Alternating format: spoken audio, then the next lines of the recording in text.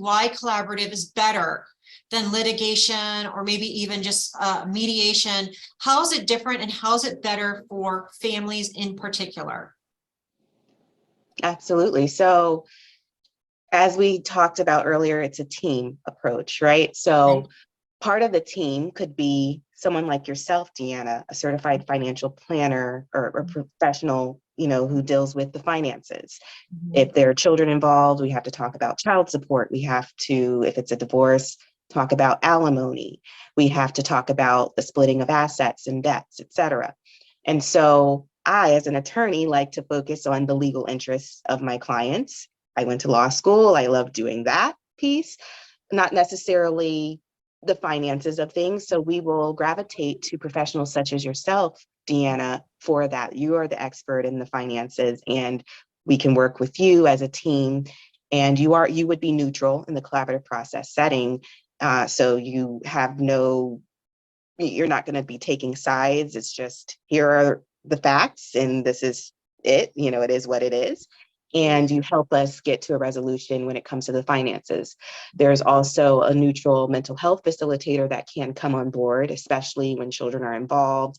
And we have to talk about a parenting plan. We have to maybe talk about some co-parenting issues that need to be addressed.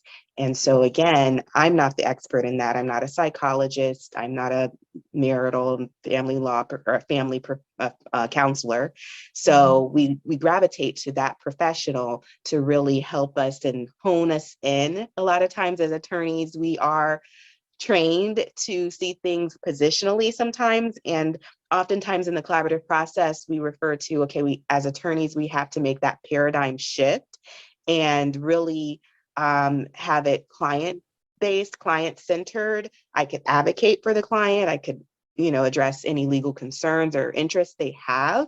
But at the end of the day, it's their life, and they have to make the decision. And oftentimes in the collaborative process, they feel empowered because we're working together as a team.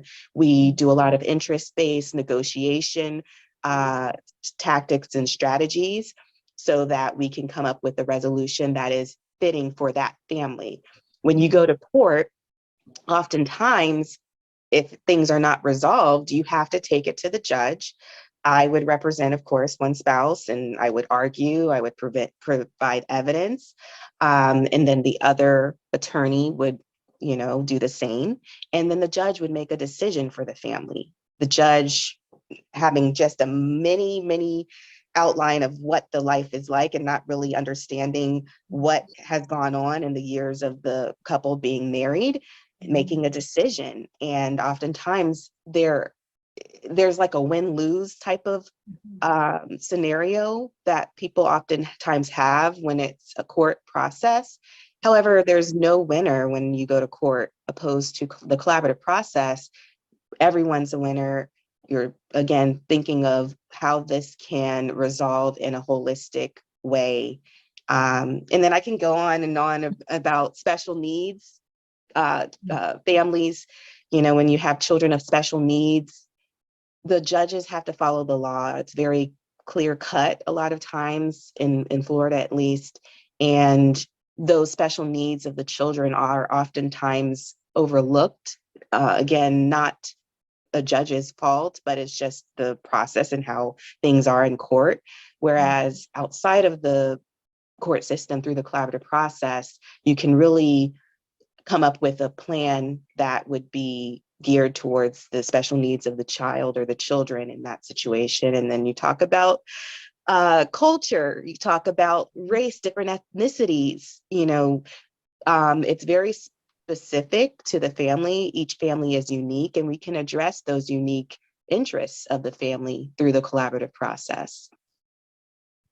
Yeah, Kristen, you've used the word holistic a number of times, and I think that's just such a perfect word to describe the process.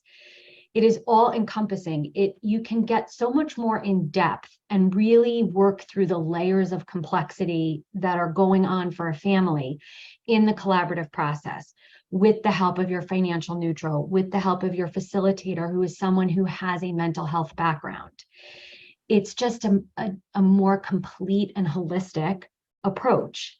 And it serves families better because the end result is an agreement that is so specific to their particular needs.